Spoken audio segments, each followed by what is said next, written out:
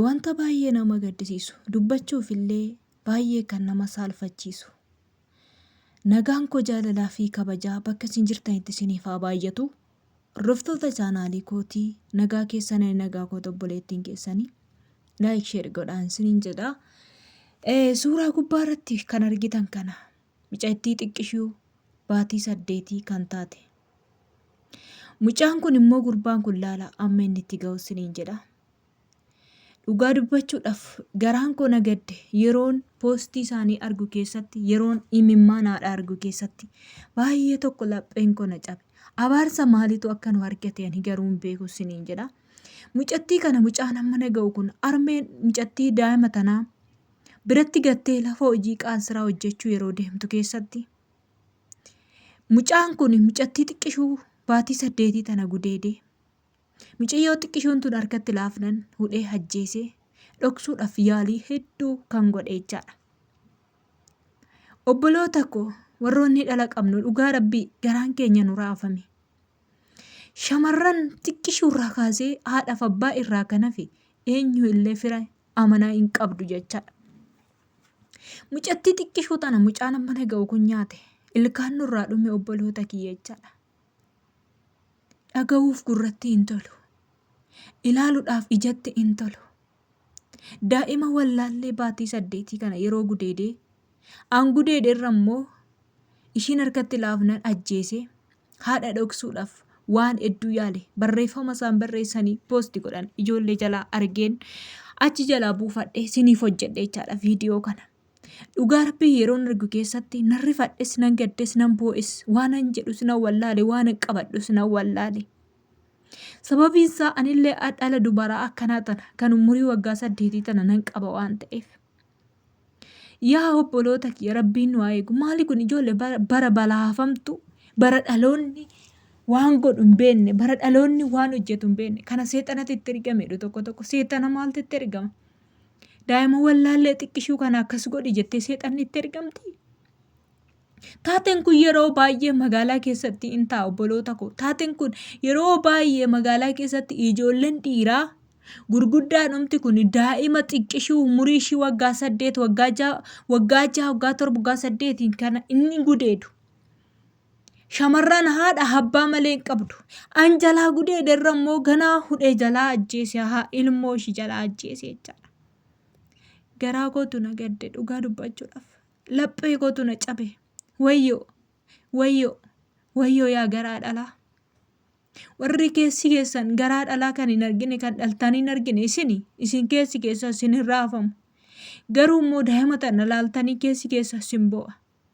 Namni garaa jabaatee gara jabummaa akkamiitiin akka buni wannan mana ga'u kun dargaggeessan mana ga'u kun maaloo achi deemee jabduu ishii wajjin hin jiraatu guuttee bakka barbaadde iyyuu shamarran Itoophiyaa keessa wajjin jiraachuu yoo barbaade bakkee yoo ba'e yoo jaallates waan barbaade yoo ta'e idimeesaatiin isa gidduu wajjin hin jiraatu.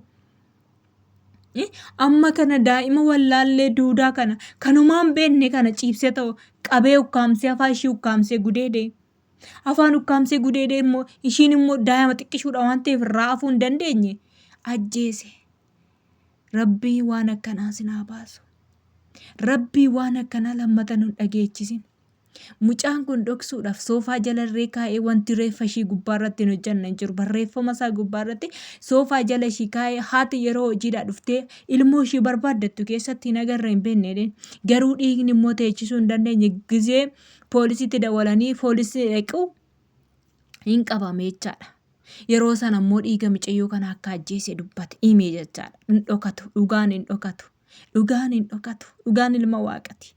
Yaa lammii keenya. Yaa Itoophiyaa dhugaa rabbii. Wantumti cigiggisiisan fokkisiisan kun Itoophiyaadhuma keessatti wanti kun kan ta'a obboloota kiyya jechaadha. Waan akkanaa waa fokkisaa kan gara jabummaa garaa jabaatanii daa'ima xiqqishuu kan gudeedan kan gara jabummaadhaan ijoollee akkasitti kan ajjeesan kan baatii meeqan dura ijoollee lama bakka tokko ciibsitee kan ajjeefte sunis maali garaa akkamiitu ijoollee xixiqqishuu kana ajjeesa? Aarii yoo haadhan larree qabaatani haadhan ajjeesanii maalan wallaallee duudaa omaan beenne tana gaariif yaraan beenne tana Koottoo jedhanii wajjin deemtu. Taayoo jedhanii hin teessu. As kenni waa jedhanii yoo ergatan ishii jettee kan ergamtu. Omaa kan hin beekne wallaalummaa ishii malee waan takka kan hin beekne. Har'a akkasitti mucattii wallaallee xiqqishuu kana lubbuu ishii balleesse. Rabbiin haa faradu. Dhugaa rabbiiti ani garaan koo na gubate rabbii dhumtaa haa faradu. Wallaallee tanaaf haa faradu. Garaa haati gubatte hin boossu ilmoo ishee isaan argattu. Ganaa immoo haadhas immoo mucaa baasi warrumti firaa mucaa kana mucaa baasii jedhu lafa hidhame keessaa mucaa naa bahu baasisiisa baasuu baannas ijjeefna itti doorsisu jechaadha. Maal jechuudha? Haadha ilmoo ajjeesan amma immoo ganaa immoo haadhatti doorsisu. Mucattii tanaa sagalee taa'aa haadha tanaa sagalee taa'aa jedhanii yeroo poostii godhan dhaloonni akkasittiin hin argeen. Bara dhugaan dhokatee bara soomni iddoo qabatee gara jabinni ilmaan namaatti baay'ate. Abaarsi ganaadha joo waan biyya keenyaa kun immoo ganaadha. Akkanatti abaarsi rabbi nurraa kaattanii yaaddu waaqayyo nu abaare taanaan abaarsa isaa nurraa handeeffatu. Wanti nu gochaa oollu kun wanti nu hojjechaa oollu kun biyyoota barbaade yoo ta'e wanti akkanaa kun biyya kam keessa iyyuu taanaan namni daa'ima xiqqishuu hin gudeedu. Daa'ima xiqqishuu qabee hin ajjeesu. Hin argineen waan akkasii biyya ormaa keessa waggaa meeqa ture miidiyoota biyyoota kaanii keessa nan arga. An akka biyya keenya kanaa fokkisaan hin jiru. An akka biyya keenya kanaa gara jabeessi hin jiru. Qabee haadha isaa kan qalu, qabee wallaallee kan qalu, daa'ima bakkeetti kan ajjeesu kan gudeedu. An akka biyya keenyaa jiru dhiigumti ijoollee keenya Itoophiyaa akkatti ciisee dhiigarra deema biyyi. Kanaaf waan nan nurraa dhaabate kan dhiisetu waaqayyoo lafa dhodhoosee lafta akka nu liqimsu godhe. Kana gochaa jira. Yaa obboloota kiyya guyyaan dhiyaatteerti. Waan namaa kanarraa nu eegu waaqayyo. Gaa rabbi ani garaan koo na gaddee. Waan baay'ee natti dhagahame waan biyya ormaa jiruuf inni obse malee waan baay'eetu natti dhagahame dhalan qaba waan ta'eef anillee jechaadha. Dhala akkanaa tana nan qaba. Kichuu wallaallee tana karaatti hambise rabbiin karaatti si hambisa si illee. Wallaallee waan beekne duudaa tana dhugaa rabbii duudaa wallaallee tana garaa akkamiitu harka akkamiitu tanatti harkaanfatee ajjeesaa ijoollee. Dhugaa rabbi ani obsan dadhabee haadha san laalee deebi'ee suura mucayyoo tanaa laalee baay'ee tokkoon obsa dadhabe. Waan naa faradu waan koonus hin qabnu waaqumtaa faraduuf dhugaa hiyyeessaaf waan naa faradu lubbuu kanaaf waan naa faradu. Firdii isaan argata guyyaa tokko waan irra hojjetan kana hundumattuu waan facaafatan itti numa argatu.